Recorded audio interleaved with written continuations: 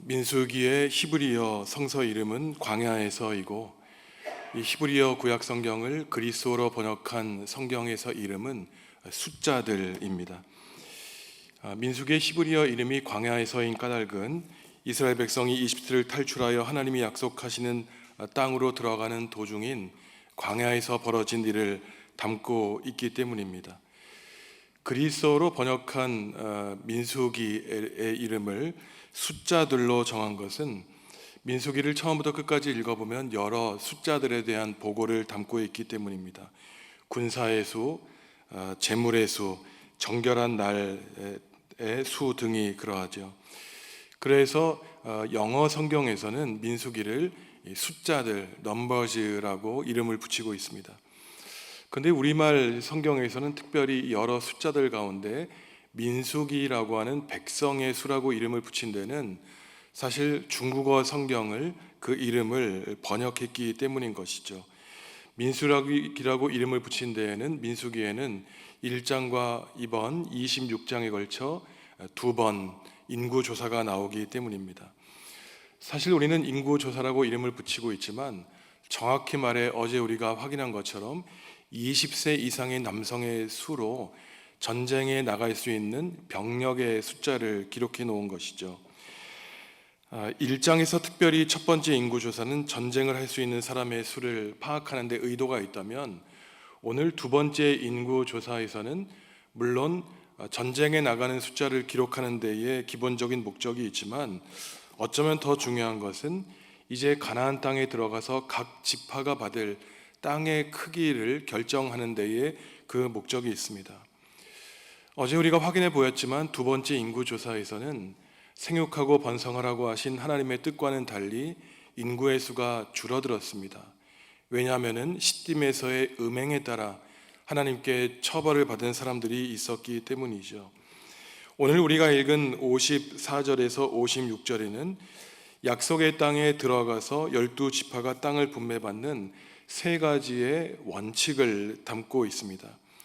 첫째 원칙은 54절이 말하고 있듯이 각 지파가 받을 땅의 크기는 인구 수에 비례해야 된다는 원칙입니다. 이러한 원칙은 사람의 수가 많고 힘이 많은 지파가 자기의 뜻대로 바라고 또한 비옥한 땅을 독차지하는 것을 원천적으로 막아주기 위한 것이죠. 사람의 숫자에 따라서 땅의 크기를 비례한 것은 모든 백성이 하나님 앞에서 평등하게 행복하게 살아갈 수 있도록 만든 목적이 있습니다. 55절에서 56절에는 특별히 둘째 원칙이 나오는데, 이스라엘 땅에서 그 지파의 위치는 제비를 뽑아서 결정해야 된다는 원칙입니다. 여기서 아마도 제비는 제사장이 족기에 넣고 다니는 아마도 주사위나 두 개의 판으로 보이는 우림과 둠밈으로 보입니다. 땅의 위치를 결정할 때 제비 뽑기를 통해 결정하는 데에도 분명한 뜻이 있죠.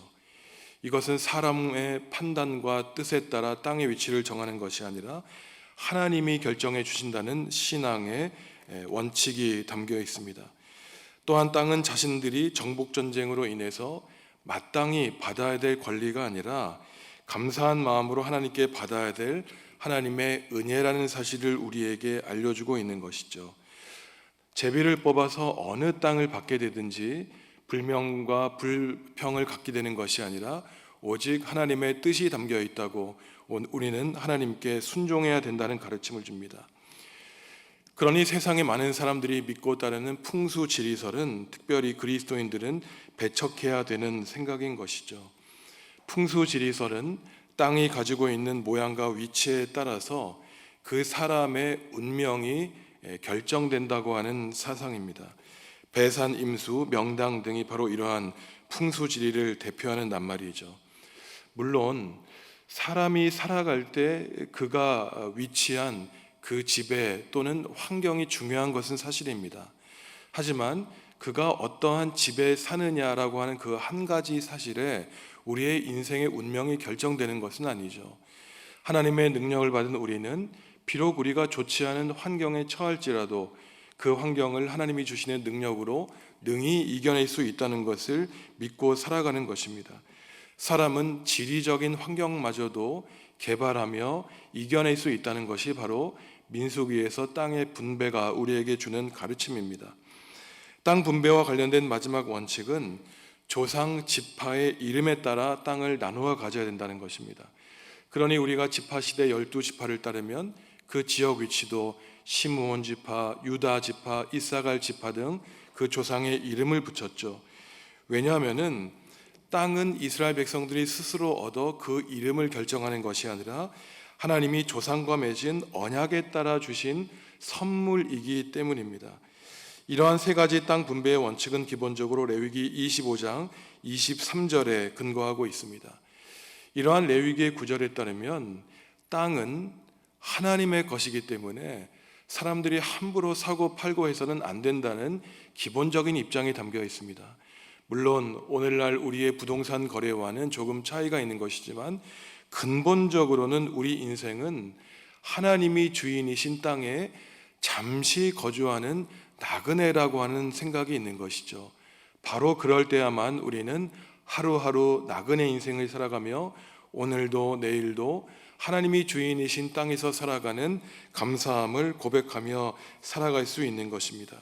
이러한 나그네의 삶이라는 인식을 가지고 살아야 신앙인은 우리를 얽어매는 지나친 욕망과 욕심에서 해방되어 자유롭게 살아갈 수 있는 것이죠. 다음으로 57절 이하에는 특별히 수많은 이스라엘 백성 가운데 레위인이 받을 기업과 유산에 대한 내용을 담고 있습니다. 이상하게도 레위 사람들, 그 제사장들에게는 땅이 기업으로 주어지지 않았습니다. 하나님이 말씀하시기를 대신 하나님 자체가 너희의 유산이라고 말씀해 주시죠. 성소에서의 일에만 전념하기 위한 것입니다. 또한 레위 사람들은 다른 지파 사람들과 달리 한 곳에 모여 살 수 없었는데, 왜냐하면 이 사람들은 12개 지파에 흩어져서 그곳 성소에서 하나님 나라를 위한 일을 하는 일종의 선교사에 해당하는 삶을 살아야 됐기 때문이죠. 이것은 인구조사에서도 마찬가지입니다. 62절을 보면 레위 사람들은 1개월 이상 된 사람들을 인구조사하게 함으로써 특별히 일반 이스라엘 백성과는 다르게 인구조사를 했습니다. 왜냐하면 이제는 그들에게 기업이 없지만 태어나면서부터 죽을 때까지 하나님의 일을 담당해야 됐기 때문이죠. 레위라고 하는 것은 하나님께 붙들려 살아가는 존재라는 뜻을 가지고 있습니다. 레위인이 받을 유산과 기업은 눈에 보이는 우리가 거주하는 땅이 아니라 하나님이 그들의 유산이라는 사실에서 우리 그리스도인들이 묵상해야 될 신앙의 가르침이 있죠. 나는 과연 무엇을 유산으로 받을 것인가? 나는 과연 무엇을 우리 자녀들에게 유산으로 남겨줄 것인가에 대한 신앙의 가르침입니다. 많은 사람들이, 대부분의 사람들이, 아니 거의 모든 사람들이 우리 자녀들에게 최소한 그들이 살아갈 집이나 아파트는 남겨주어야 될 것이 아닌가 생각하고 그것을 인생의 목적으로 살아가죠. 하지만 우리가 아무리 많은 땅을 우리 자녀들에게 남겨주더라도 그들에게 바른 정신이 없다면 오히려 그 많은 재산은 그들의 자녀를 망치는 결과를 낳게 될 것입니다. 그러니 하나님이 말씀하시기를 넓은 땅이 유산이 아니라 레위인들에게는 하나님이 유산이 될 것이라는 말은 결국 하나님을 믿는 신앙이 우리 자녀들에게 가장 중요한 유산임을 우리에게 알려주시는 것이죠. 우리는 유산으로 우리 자녀들에게 땅이 아니라 하나님을 물려주셔야 됩니다. 하나님을 향한 믿음을 유산으로 준비하는 성도가 되어야 되는 것이죠. 지난주 어린이 주일을 보내면서 우리는 결단해야 됩니다. 하나님, 우리의 자녀들에게 하나님을 유산으로 물려주는 슬기로운 성도가 되겠습니다 라고 말이죠. 하나님을 유산으로 물려주고 하나님에 대한 믿음을 유산으로 물려주는 것은 이 세상의 어떠한 넓은 땅을 유산으로 남겨주는 것보다 훨씬 더 안전한 일이라는 사실을 우리는 기억해야 됩니다. 레위인에게 주어지는 땅에 대한 문제에서 특별히 과거에 있었던 레위 사람들의 역사를 서술하고 있는데, 이스라엘 백성은 영광스러운 과거만 기억하고 있는 것이 아니라 불행했던 과거도 후손들에게 알려주고 있습니다. 그것은 레위기 10장에 나오는 나답과 아비후의 죽음으로 이들은 성소에서 제사를 집전할 때 하나님이 명령하지 않으신 성소 밖에 다른 불을 가지고 제물을 준비하다가 제단에서 즉사한 경험을 남겨준 불행한 인물들이었습니다. 우리도 이러한 심판에서 제외되지 않는다는 사실을 하나님은 기억하라고 말씀하시죠. 그것은 예배에 대한 정신인데, 우리가 그저 몸으로 예배당에 나와 예배한다고 해서 우리가 드리는 예배를 하나님이 과연 다 받아주시지는 않는다는 사실입니다. 하나님은 가인의 예배를 받아주시지 않으셨죠. 그 제물에 가인의 아름다운 삶이 담겨 있지 않았기 때문입니다. 하나님은 나답과 아비후가 드린 제물을 받지 않으셨습니다. 하나님이 명령하지 않은 방법으로 예배를 드렸기 때문이에요. 예배하면서 하나님을 불쾌하게 만들 수 있다는 것입니다. 그들은 제사 자체에 관심이 있는 것이 아니라 제밥에 관심이 있었기 때문이죠.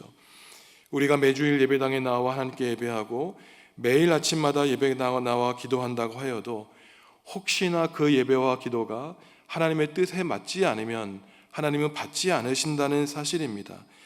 하나님께 영광을 올려드리고 하나님의 뜻에 맞는, 하나님을 높이는 예배가 되어야 되죠. 그렇지 않고 하나님의 이름을 망령되이 일컬어 나의 유익을 위한 제사라면 그러한 예배는 오히려 하나님의 분노를 가져오게 될 것입니다. 예배는 기본적으로 하나님께 드리는 것이지 사람이 받는 것이 아니죠. 마지막으로 64절에서 65절은 출애굽의 모든 세대가 죽고 여호수아와 갈렙만, 그 세대만 남았다고 언급하고 있습니다. 1장의 인구조사 이후 출애굽 세대는 14장에 나오는 심판의 말씀대로 두 사람과 그 이후 세대를 제외하고는 모두 하나님께 심판을 받았습니다. 시딤에서 이방 여성과의 음행으로 생육하고 번성하라는 하나님의 축복을 이루지 못하고 오히려 인구는 줄어들게 되었죠. 모세의 역사는 이제 끝을 향해 나아가고 그의 후계자들이 하나님의 구원의 역사를 일구어 나가고 있습니다. 모세는 이스라엘의 가장 위대한 지도자, 출애굽의 영웅이었죠. 백성들은 마치 그가 죽으면 그들의 운명은 끝날 것만 같이 여겼을 것입니다. 하지만 그렇지 않습니다. 하나님의 가르침과 민족의 영적인 특징은 여전히 후손들에게 끊임없이 이어지게 되는 것이죠. 모든 민족이 실패하지 않고 하나님의 땅에서, 하나의 땅에서 다른 땅으로 이동했고 모든 사람들이 죽게 되었지만 그 신앙의 가르침은 영속적으로 지금까지 유지되고 있습니다. 왜냐하면 하나님의 역사는 한 사람 두 사람의 신앙의 영웅에 의해서만 이루어지는 것이 아니라 이름도 없이 빛도 없이 하나님을 의지하는 그러한 성실한 신앙인들에 의해서 이루어지기 때문인 것이죠. 하나님의 구원의 역사는 우리의 삶에서 역사하시는 하나님이 지금도 이 시간 이 자리에서 친히 일구어 나가십니다. 지금 우리나라의 현실은 어떻습니까? 민수기 26장에 나오는 인구 조사의 현실과 마찬가지이죠. 우리나라의 인구가 줄어들고 있다는 것은 무엇인가 신앙에 문제가 있다는 것을 말하고 있습니다. 생육하고 번성하라고 하는 하나님의 뜻을 이루기 어려운 사회와 국가의 현실을 반영하고 있는 것이죠. 안타깝게도 이것은 하나님의 복이 임하고 있지 않음을 보여주고 있습니다. 우리 신앙인들은 이러한 인구 절벽의 위기를 단지 정치적이고 사회적인 관점에서 바라보는 것이 아니라 신앙의 관점에서 바라보고 해결해야 됩니다. 그리스도의 수가 많아져 이 땅에 하나님의 구원을 일구어야 될 사명을 우리는 받은 것이죠. 사랑하는 성도 여러분, 오늘 26장의 말씀을 다시 한번 새겨보겠습니다. 땅은 누구의 것입니까? 땅은 하나님의 것이에요. 지금 우리가 살고 있는 집도 우리의 명의로 되어 있는지 몰라도 궁극적으로는 하나님의 것입니다. 하나님이 주셨기에 가능한 것이고, 비록 잊고 살았지만 다시 기억해야 되는 것은 사나 죽으나 모든 것이 다 하나님의 은혜라는 사실입니다. 땅이 영원한 우리의 유산이 될 수 없죠. 진정한 우리의 유산은 오직 하나님이시고 하나님에 대한 믿음입니다. 모세가 죽었어도 여호수아와 갈렙을 통해서 하나님의 구원의 역사를 일구어 가신 것처럼 오늘 우리도 신앙의 주체입니다. 우리가 오늘 우리 자녀들에게 믿음을 계승하고 하나님을 유산으로 남길 때 1000년, 2000년 뒤에도 하나님의 교회는 든든하게 서갈 것입니다. 오늘 우리 교회가 감당해야 될 일이 바로 이것인 것이죠. 아무쪼록 우리 정읍중앙교회는 우리의 자녀들에게 영원토록 무엇보다 하나님을 유산으로 남기는 교회가 되어야 되겠습니다. 오늘 우리에게 주신 말씀을 침묵 가운데 우리의 몸에 깊숙이 새기시겠습니다. 나는 하나님께 무엇을 유산으로 받을 것인가? 나는 우리의 자녀들에게 무엇을 유산으로 남길 것인가? 그 유산을 나는 지금 바르게 준비하고 있는가? 그 유산을 위해 기도하고 있는가? 우리의 자녀들의 얼굴을 떠올리시면서 그들에게 하나님을 유산으로 남기겠다고 침묵으로 기도하시겠습니다.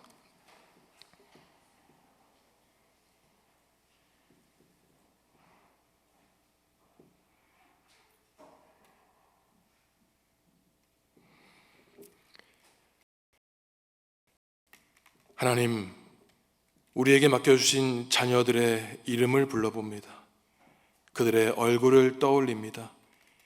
그들이 어떠한 고민을 가지고 있는지, 그들이 어떠한 삶의 계획과 아픔을 가지고 있는지 생각해 봅니다. 하나님, 나는 과연 그들에게 무엇을 유산으로 남길지, 과연 기도로 준비하고 있는지 기도하고 묵상합니다. 하나님, 우리의 자녀들을 위해 기도하오니 하나님을 유산으로 남기는 복된 가정 될 수 있도록 성령님, 우리 중앙교회 모든 가족 가운데에 함께하여 주시옵소서. 오늘 아침도 말씀과 기도로 하루를 시작하게 하시고 귀한 복된 생명의 말씀을 주시니 감사합니다. 내가 누구이며 나의 본질이 무엇인지를 깨닫게 하시니 감사합니다. 하나님을 유업으로 받은 자로서 성령님을 마음에 품어 주님이 주시는 기쁨과 감사와 사랑의 은사를 누리며 살게 하여 주시옵소서. 주님이 세워주신 우리 중앙교회를 위해 기도합니다. 어린 생명으로부터 어르신 교우들이 있습니다. 각 기관과 부서에서 수고하고 헌신하는 일꾼들이 있습니다. 하나님의 영광을 위하여 헌신하는 교직원들이 있습니다. 이들의 내밀한 사정을 아시는 주님이 모든 가정에 한없는 은혜를 베풀어 주시옵소서. 하나님을 주인으로 모시는 모든 가정에 되어서 예배하는 가정 되게 하시고 그리하여 대를 이어 믿음이 전수되는 복된 가정, 복된 교회 되게 하여 주시옵소서. 특별히 오늘은 은퇴 권사님들이 여수로 야유회를 다녀오게 됩니다. 출발하는 시간부터 돌아오는 시간까지 하나님이 동행하여 주시고 하나님이 창조하신 아름다운 세상을 마음에 깊이 간직하고 돌아오는 귀한 시간 될 수 있도록 주님 함께하여 주시옵소서. 예수님의 은혜와 하나님의 사랑과 성령님의 사귐이 하나님을 기업과 유산으로 받아 충만한 복과 은혜와 기쁨을 누리며 살기로 다짐하는 성도들에게 영원까지 함께 하시기를 축원하옵나이다. 아멘.